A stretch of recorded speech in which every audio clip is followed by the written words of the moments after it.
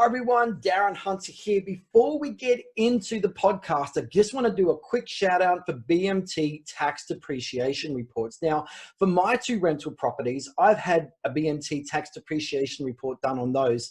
And at tax time, I can get up to $25,000 worth of tax deductions. That's a lot of money. And for your property owners, would you believe a lot of them don't know the savings that they can be getting? And every rental property can still have some type of tax depreciation. So get in contact with the guys at BMT, talk to them about how you as a property manager and a property management agency can be serving your clients in Australia about getting the maximum tax deductions for their rental properties. Take care. Hi everyone, it is Darren Hunter here and welcome to the PM Power podcast show where we're really focusing on property managers and the key problems, issues and struggles that we have in property management. Now, I want to do a big welcome today to Esther Nilson. Thank you so much for being on the show. Thank you. Well, happy to be here. Now, Esther, I remember many years ago, I was running a panel on a stage at a conference in Perth. And of course, that's where you're from. And I remember sitting there thinking, as I was interviewing you, this lady is like really, really good. And I even whispered to you and I said, do you remember what I told you? You said to me, I can see trainer in you. Yeah, I can see a trainer in you. Absolutely. So I'm really pleased that you're on the show today.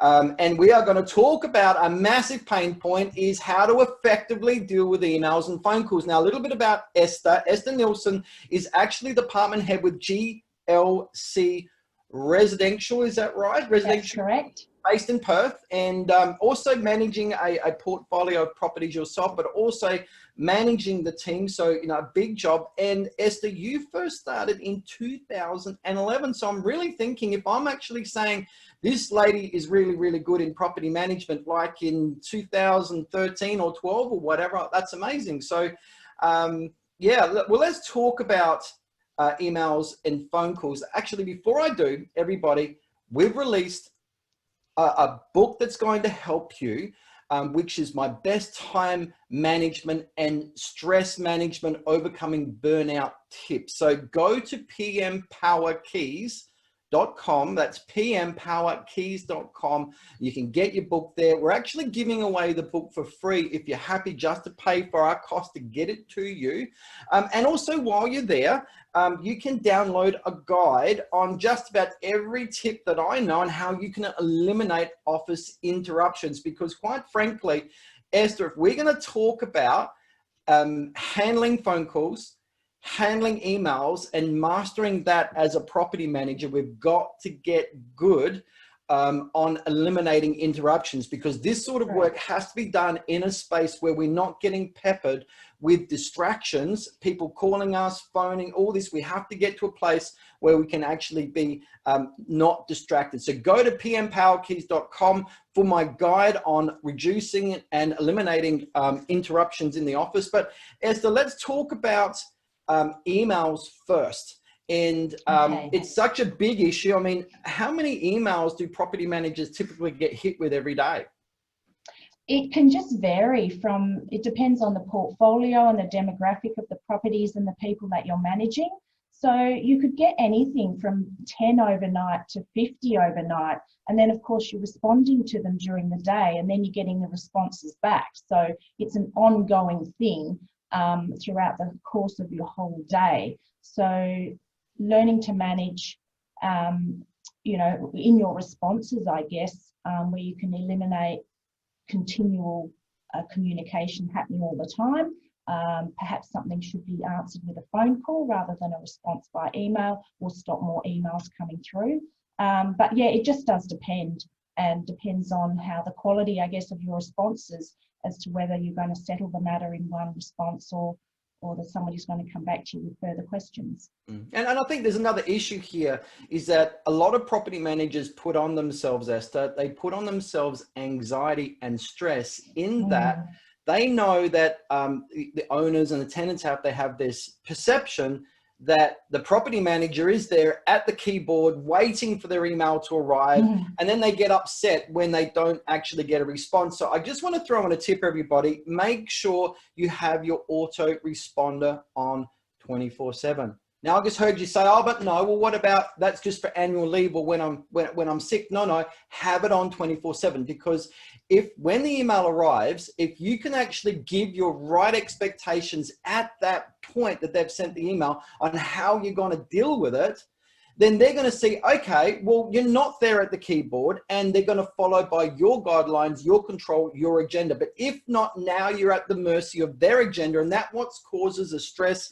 and the anxiety. And you probably have words along the lines of, hi, property management keeps me really, really busy and out of the office. It's very, very hard for me to return emails within a set time frame. However, please know I will get back to you within 24 hours, or if it's an emergency, call this number here or something like that. So set your right expectations, take the burden off your back of this self-imposed anxiety about your expectation and getting back to these people quickly. You don't need to worry about that burden when you're setting right expectations through an autoresponder. But Esther, let's go over to you. Enough of that. And let's go over to you and let's talk about emails, because you've actually got a 4D system we're going to talk about, which is your method on quickly dealing and sorting emails. Yes. But let's talk about, you did talk about the importance of preparation first. Tell me about that. Okay, so if you want to use a bit of a chefy term, it's called mise en place. So basically, you'll be preparing yourself for the day. So you talked about earlier having a quiet time. So maybe it's necessary to come in that little bit earlier when nobody's here, and then you can open up your inbox and start preparing your day. So basically, you're scanning your inbox and having a look and seeing at the content, and then applying these 4Ds, which we'll get into. So like a chef comes in prior to a service, they'll chop their vegetables and get everything ready. This is basically what you're doing for your day. So if you do that, you're actually mentally prepared for what's coming ahead, and you're not going to sit there and panic and have anxiety about all these emails that are there and what's my agenda for today. If you just come in quietly, do your mise en place, set yourself up for the day, then you have a greater understanding of your day ahead, and you'll be a lot more organised. So I really like that. Mise en play is what you called it, correct? And mise en place, yeah. Mise en place, okay. And I can't speak French. I love your analogy though around getting prepared. And I also like talking about getting your day with your tasks is a bit like the act that chops down the tree, oh goodness, what do you call them, the logger or whatever? The tree loppers. Yeah, tree lopper, or goodness, this term escapes me. I'm sure people are yelling at me in their car right now. But yeah, they get their axe sharpened and they put the time into getting themselves prepared before the actual work starts. So well done. I think it's really important. And for myself, when I was in property management, I would come in early. I preferred to come in early, get on top of things. So come, the office opening, I was flying. I was warmed up, I was flying, the kitchen was cooking. And I do like the analogy of the chef. And I've always likened a chef's kitchen and all the stress and the pressure going on is very similar to a property management department. So it's actually interesting that you picked that analogy. But let's now get into the 4Ds. Tell us about that. Okay, so the 4Ds is pretty much part of Outlook management, I use Outlook. So the 4Ds are to delegate, to diarise, delete, and to do it. So within each of those components, let's have a look at do it. I probably need to look at that one first, because the premise behind that is that you're looking for any urgent maintenance, if there are any major or difficult issues. And that analogy, from the book Eat That Frog, so those big chunky things that are going to cost your time, and they're probably going to cost your energy and perhaps a little bit of stress as well. They're the ones that you need to clear out and get it out of the way first. And going back to coming in early and sort of prepping yourself before everybody else is here and before the phones start ringing, these are the times that you can actually compose yourself and respond to these things appropriately because you've got the time and the space to do that. So let's go back to delete. So going through your inbox, especially if you're taking over a portfolio, there might be a lot of junk mail that's coming through. So unsubscribe to everything that you don't need and get rid of it. Just delete it from your inbox. You can also save your emails into your system. Now, depending on what system you use, I always save my emails either into Property Me or Property Tree. If you don't have those cloud-based systems that enable you to store that, or FileSmart, and you have folders on the side for each property, then put it into there and then delete it from your inbox. The other one is Delegate. Now, you know, we're busy, and you might have either a virtual assistant or a property management assistant that helps you out. So if there's little tasks that they can do, don't leave the onerous burden on yourself. Delegate it to somebody else. Nobody's going to think badly of you. We don't always have time to do everything. So, and we don't know everything either. So we can always ask people for help if we need to, and shoot those through. And the other one is diarise. Now, when we're going through and scanning, we might work out that this particular email I can respond to tomorrow, or it's an instruction that maybe can wait till next week.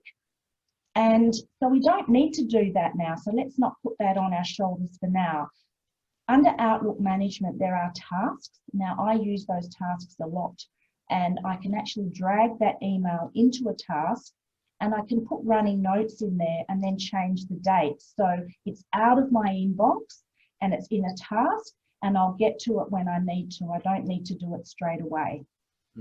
So that's basically the premise of those 4 Ds. It's delegate, diarise, delete, and do it, which is the Nike principle. No, that's really good. And I personally, I don't use Outlook. I haven't used Outlook for many, many years. I use Gmail. One of the functions on Gmail, which no doubt is mirrored also on Outlook, is where an email comes in. And if you don't, you think, well, hang on, I don't really need to look at that till next week or whatever. You can actually snooze it. So for it to pop up again at the time that you want to see it. But I really love the click and drag over to the tasks. So you can turn that email very quickly into a task, of course, sync it up with your phone, and there it is. So you've always got the running list of tasks. You can prioritize it to when that task needs to be done, whether it's today or whether it's next week or whatever.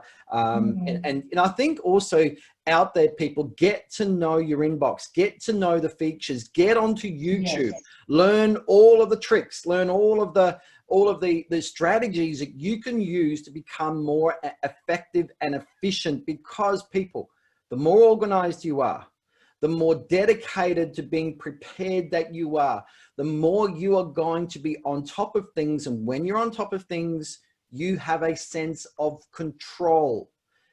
All this is about being in control. Also, you want to feel confident. This is what mental health, good mental health, is all about. All right. You want to be the person in control. It's when you're out of control that causes stress. So some really good points there. Now, you've also got some tips for us. Yes, I do. There's a few little tips. Now, we get our applications for properties emailed through, and depending on, you know, what system you're using, it's all relative. So I actually categorize some of my emails into different colors. So for example, my applications, I've got a specific color, and I categorize that. And then that puts it all down the bottom of the inbox list. And then I can minimize that. So I don't need to look at it right now. I can minimize it so I'm not seeing another 10 emails. It's just a color showing applications, for example. Or I have worked in a team environment where we shared an email. So it was a team, and there was 5 or 6 of us that had access to this particular inbox. And so as part of delegating these emails to various staff members, we each had a color. So we would categorize them to different people, and then we could minimize what we didn't need to look at. So that's another tip for if you're working in a team sharing an inbox. You can also set up rules so that if you're getting particular emails coming through and you know you don't need to be looking at them straight away, rather than you have to physically move them. You can go in the back door and set up a rule via an email address or a particular word or phrase, and set up a folder on the side. And that rule, every time an email comes in, will automatically file that into the folder so that you don't have to, and you can look at it later. Well done. And you've already mentioned about the out of office things setting up. I would say limit the information that you're putting on there and when you'll be back. But I think the important thing is when we're putting these out of offices on and we're saying we'll respond within 24 hours or whatever it may be, that we do respond within that time frame.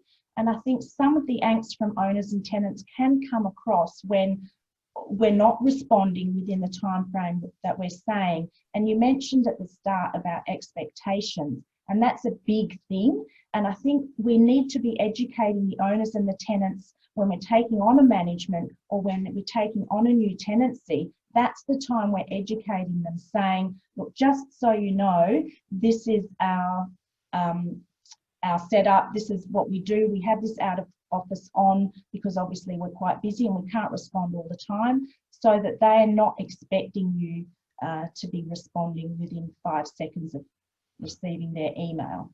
I agree. Expectations are so important, people. Remember, if you're getting emails from people and you're not setting right expectations, when the email arrives through an autoresponder, now you're at the mercy of their expectation, and they have this unreasonable expectation that you're at your keyboard and they're thinking in their mind, okay, I'm probably going to get something back within a couple of hours.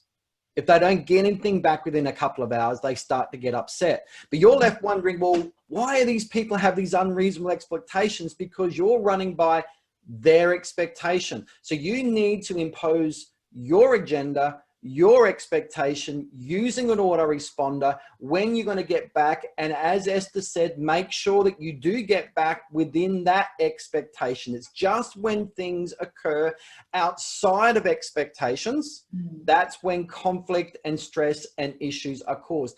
95% of conflict in property management is caused by things occurring outside of somebody's expectation. Alrighty, so we've got to get very clear on that. Well done, Esther. Really, really important with tenants, owners, and tradespeople around communication at the start of the relationship. And we know, for example, we're signing up a tenant and we say to the tenant, look, we expect you to do this, this, this, this, and this. We don't want you phoning with repairs. We want you to go to this portal and do this. They're more likely to do that. Why? Because you've set your agenda with them at the start. There's so many different things, including communication, you can get right, but it's all about the start of that relationship with your induction, with your owners, tenants, and of course, your tradespeople. With our American listeners and viewers, tradespeople is the term we use. You use the term vendors. Same deal.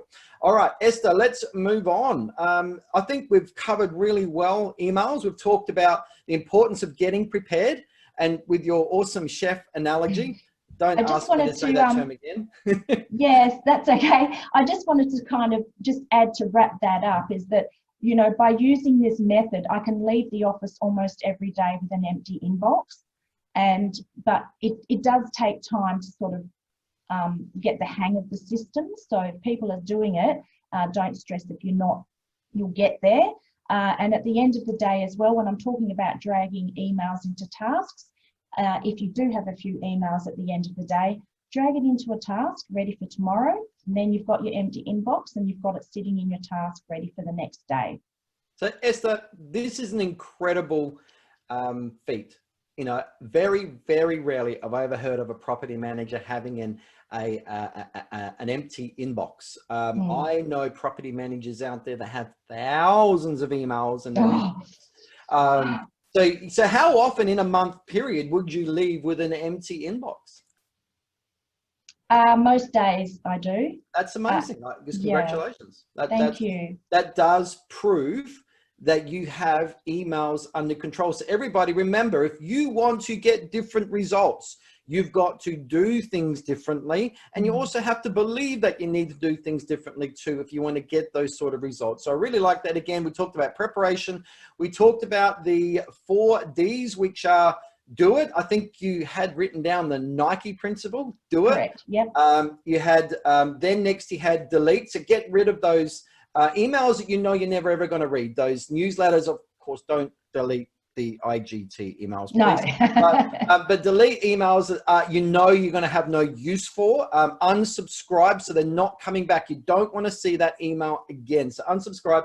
And of course, delegate. You've talked about delegating to an assistant or to a virtual assistant as well. And diarizing. I love your, diarizing things, but shooting an email and turning it into a task. For our Gmail users out there, you can do that same thing with the GQs plugin. Alrighty, so look at GQs, Queueus. GQs is a great app and platform and plugin, and it's sort of the pimped up version of Google Tasks. So it's a better version of that. Okay, well, let's move on. Let's talk about now, we've talked about emails and getting emails under control. In fact, people, if you put into practice what Esther has just taught you, you should also have an empty inbox. But let's now talk about phone calls. This is the other bane of property managers and those dratted phone calls. So let's start with that, Esther. And how do you take control?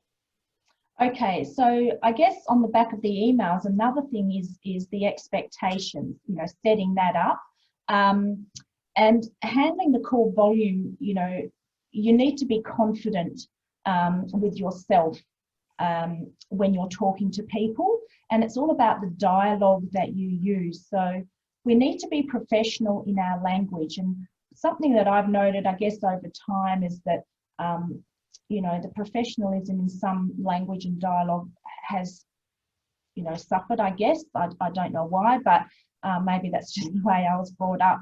And I think if you're using professional language, you become a person of trust to who you're speaking with.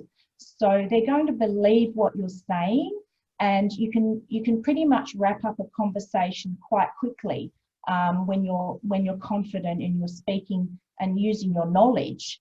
The other thing, when I was talking about emails and doing my mise en place and coming in early, it's always good to get those difficult phone calls out of the way when there's nobody else in the office. You'll feel a lot more confident. Nobody's listening to you. Nobody's sitting there, overhearing you. Or if there's a difficult call that you are not confident about making, instead of fluffing along, just maybe perhaps have the courage to ask your licensee or your principal or your head of department and just say, look, this is the situation. Can you please make the phone call for me? And there's no harm in doing that. That's another tip. I've talked about setting the ground rules and expectations with your landlords and tenants on your availability. That's really important. And if a call comes through to you from another staff member or receptionist and you're not in a position to take it, or you don't want to take it at that time, be confident to say, can you please take a message? I'm not in a position to take the call at the moment. Don't feel obligated to receive every phone call that comes through. I've worked at a place where I was managing 225 properties, and I was almost constantly on the phone at some point. As soon as I'd hang up, the receptionist would just bang another call through, and I didn't even have time to compose myself or make a note from the last phone call. So you have to put your foot down and just be confident and say, no, I'm not answering that call right now. They don't know that you're here. You're not there. You could be in the ladies' room or something. So don't feel obligated to take that call right then and there. And if you're out on the road on appointments, you should be concentrating on your routine inspections or whatever you're doing. So if you're at a routine inspection or at a home open and the phone rings, don't answer it. The office should only be calling you if there's an emergency. They know that you're out and about. So don't answer the phone call. Wait until you're in your car between appointments. You can always double check your emails or your phone calls then, and make an urgent call. Don't call back for any little reason, only if it's urgent. Concentrate on what you're doing when you're out there, and you can deal with the calls all at once when you're back in the office. The other thing I had noted down was, we can actually be our own worst enemy by not setting expectations for our clients, but also for ourselves. So again, it comes back to being confident in saying, no, I'll deal with that later at a later time. So if you can't control yourself, then you can't control other people, basically. So I think you've mentioned that before, and the importance of being in control. And yeah, just saying no, not now is so empowering. So once you get into the hang of it, you start saying it, it'll be easier and easier the next time, and you'll be able to claw back some control then. Yeah, and I think I'd like to add also that this tip's going to help you too, and some great teaching there, Esther, well done, is in the COVID age, it's really hammered just about everybody into using the Zoom platform. And of course, Zoom has done very well out of this period here, and as some other businesses have done too. But it does actually make the use of Zoom a lot more familiar with people. So what I'm saying is that that leads on to me saying, I hate phone tag. I can't stand it. I find the game of phone tag where you're calling someone, they're not available, goes through their message bank, you leave a message, they call back, goes to your message bank, and so the game continues. It can be very inefficient in doing that. So what I would do, I would refuse to play the game of phone tag, and I would get myself, I've got a subscription. You can actually get a free subscription on Calendly. That's Calend, as in the calendar, calendly.com, calendly.com, a free subscription, and it connects an online platform to your diary. You can actually instigate if you give out a link to your diary, like a 15-minute interval, they can then book into your diary anywhere that you allow those time frames to be booked in, and they book in their name, their phone number. But I also integrate my Zoom account as well. So when they book in, a Zoom link is automatically generated into their diary. The Calendly platform sends them reminders. And so if I'm also say to people at the start, hey, look, here's my diary link. Can you please book in a time? I want to chat. They book in a time that's going to suit them. I also say, by the way, a Zoom link will be generated in the appointment. I'll see you on Zoom. Just about 95% of the time, I only have to click on that link, come that time, whether I'm on my phone, on my iPad, on my desktop, I can talk to those people, and they're there because everybody now more or less understands what Zoom is. Now, I'm sure you'll have some tenants and some owners that may not work for, and you simply give them a phone call because their number will also be in the calendar appointment. But that's how I overcome phone tag, Esther. Yeah, that's great. And can I just add into that? And I'm talking about confidence and dialogue on phone. It's easy for us to sort of have a particular conversation when we can't see the other person. So if we are going into a Zoom kind of communication where you can actually physically see the other person and they can see you, how we handle ourselves and our facial expressions and not getting thrown off by theirs or the dialogue they're coming back to us, it comes back to confidence as well. So if you can start, being a lot more confident with your communications and upskilling your dialogues, that will stand you in good stead for those kind of Zoom conversations as well. Otherwise, some people can find it a little bit intimidating. So maybe just have a practice with staff members in the office before you do that if you're not familiar with it. No, that's cool. And when you're inducting owners and inducting tenants, what is the expectation you give to them about returning emails and returning phone calls? What sort of timeframes do you give them as a reasonable expectation? To be honest, I personally actually don't give them a time frame. I just say to them, look, I'm in and out of the office with appointments all the time, so I'm not always sitting at my desk. I will get back to you. So there's no point in you emailing me again and then ringing me because I haven't come back to you. I have got your emails. I have read them, or I will get to them. And I'm actually quite firm straight at the start with regards to that, so they know. But, if you say to someone, look, I'm not able to answer your call right now, or I'm not able to answer your email this afternoon because I'm out of the office and I've got my out of office on.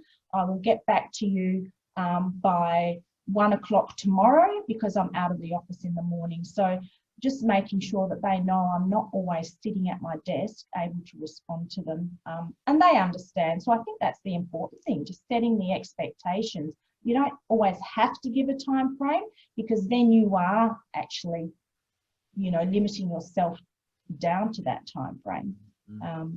But just being confident and saying, I won't be responding to you immediately. I will get back to you. And, you know, once you've worked with them for a little bit, they understand, because you are responding to them, and they're confident and they trust you that you say you're going to do what you say you're going to do. So let's talk about a couple of things. With your message bank, what do you reckon is a good message to have on a message bank to control things if you want to push phone calls to a message bank? I would probably say, hi, it's Esther from GLC Residential. Unfortunately, I can't take your call at the moment. I'm out of the office on appointments or whatever the case may be. I'm due back in the office at 12 o'clock on Tuesday, and I will go through my messages and I will respond to you as soon as I'm able to, or something along those lines. I think a lot of property managers can feel more empowered and more confident when they do, as you said, put a really relevant message. You know, hi, Darren Hunter here. Today is the 3rd of September. I will be out doing appointments and inspections right up to 2 o'clock. Leave your name, a brief message and your phone number, and I should return your call before 5 o'clock. If not, I'll get back to you tomorrow. If it's an emergency call, blah, blah, but feel empowered that you can leave a message like that, then don't, you know, feel, you know, don't have to feel anxious, you know, that those calls are then being managed by your electronic message bank control. Again, it's all about control, isn't it? It's all about feeling in control, staying in control. And that I like to say when I'm doing seminars and training, property management training, it's all about, it's someone's agenda is going to be followed. It's either your agenda and your control that you impose onto your owners and your tenants, or if you don't do that, you are now being controlled and imposed upon by 200 or 300 sets of different agendas, and that's going to pull you from pillar to post.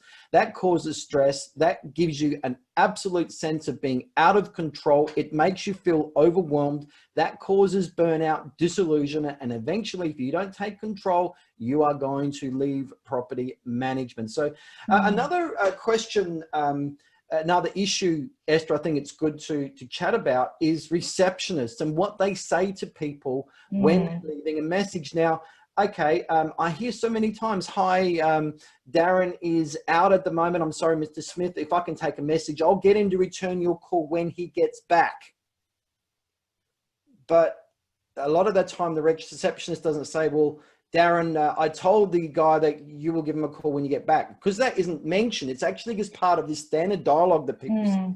The owner now has, or the tenant has, an expectation that I'm going to return the call when I get back from my appointment, which might be in an hour's time. So we're actually setting up wrong expectations, which now can turn into stress and possible conflict or upset as well. So I think it's, you know, what do you think would be a right thing for the receptionist to say, Esther? I think if you know that you're back in the office at, say, 1 o'clock, have the receptionist tell them that you're back at 2 o'clock. They don't know that you're going to be sitting there. That gives you an hour to get back, get yourself sorted from your inspections or whatever you're doing, and then to, again, do some mise en place and go through your emails and your calls, and then prioritize them again and do 4Ds with your calls as well, perhaps, you know, in a sense. Yeah, so it's just taking that control back. You know, they don't necessarily know what time. If you're back at 1 o'clock, you say 2 o'clock. It's the same as when you're meeting a tenant for a final bond inspection, perhaps. You say, yeah, you can come at 10 o'clock, but you're there at 8 o'clock and you've already spent 2 hours doing it. So, yeah, that's something that I would say to the receptionist. Maybe give them a specific time like that, and that gives you some time to come back and make a few calls, rather than, you can't call everybody back at 1 o'clock. Yeah, and the whole point is listen to what the receptionist is telling people. Make sure they're not setting up incorrect or wrong expectations, because then you're automatically setting up you know, possible upset or even annoyance with the client that you didn't get back to them with the expectation that was given or even just inferred on front desk. So really important there. I reckon we've covered some really, really good things there, Esther, and congratulations on having a 0 inbox. There's not too many property managers out there that can brag that. So thank you. Yeah, and I really admire, you know, what you do. So if people want to reach out to you, what's Yes. how can they get in contact with you if they ask any questions or anything like that? Well, they can email me if they like. pm@glcresidential.com.au, or I am also a member of the IGT Inner Circle Facebook page, so you probably see me commenting on that from time to time. So you're more than welcome to drop me a message through that avenue. Obviously, social media is a big thing nowadays. So it's a lot easier, isn't it? But yeah, good plug for the group. Thank you. But go to our Facebook page, IGT Inspired Growth Training. Go to there, like the page, go join group. And that's going to get you now to the page to join the IGT Inner Circle. And there are 3 questions you must answer. If you don't answer those, we don't know who you are. We need to check your profile to make sure that you do work in property management. There are some people out there that have malicious intent. They're just anti-agent, anti-landlord, want to get in. So this is how we screen people to make sure that we're only allowing the quality property management agencies into the group. Answer the 3 questions. We look forward to seeing you in there. Esther, of course, is in the group there, and no doubt you can message her through there too. But Esther, great session today. Thank you so much for being part of this podcast. Remind everybody, we've got our PM Power Time Secrets 101 book available, and also how to reduce and eliminate interruptions. Go to pmpowerkeys.com. That's pmpowerkeys.com. Thank you so much, Esther. Thanks for having me. To our listeners and our viewers on this podcast. Of course, it's available on Spotify, iTunes podcast, and also Podbean. And we have our video version as well that you can be watching. But thank you so much, Esther, and take care, everybody. Thank you, and good luck, everybody. Thanks for having me.